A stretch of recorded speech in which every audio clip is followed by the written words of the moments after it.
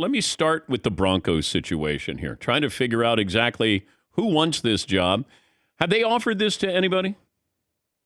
I don't know if they formally offered it to anybody. I know they like D'Amico Ryans quite a bit. Obviously, they've talked to Jim Harbaugh multiple times. I don't think anybody should miss the nuance that tomorrow is National Signing Day. So, you know how those things can go sometimes. Sometimes college coaches want to get past that before they consider other things.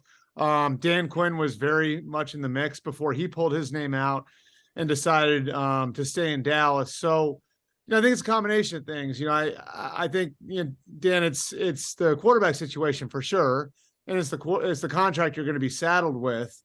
But on top of that, it's also like circumstances in each of these cases. Does Harbaugh just want to stay at Michigan? Is he trying to use them to get more money out of Michigan?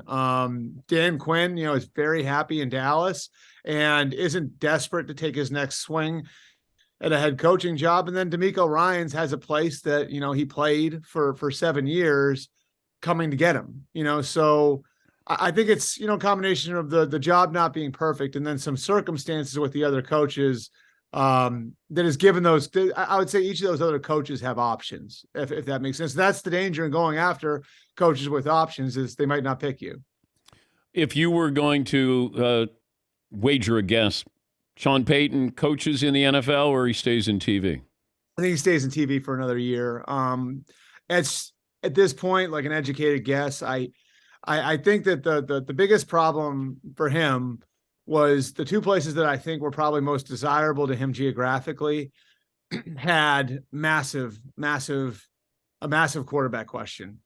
And are you okay with Kyler Murray's contract? Are you okay with Russell Wilson's contract? To me, that's sort of the crux of the whole thing, and because it's not one of these where it's like, okay, well, we'll see how it goes for the next year or so, and then I'll go get my own quarterback after that if it doesn't work out. In those situations, you're married to those quarterbacks, and Sean Payton might only have one more swing at this. So I think with those situations, that I think those places had the geographic advantage. I think he wants to stay west.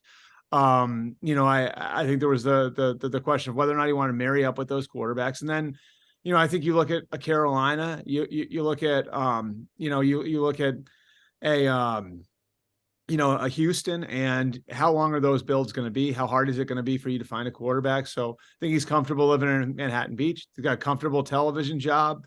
And certainly I think with only 5 open this year, there stands to be a whole lot more options in 2024.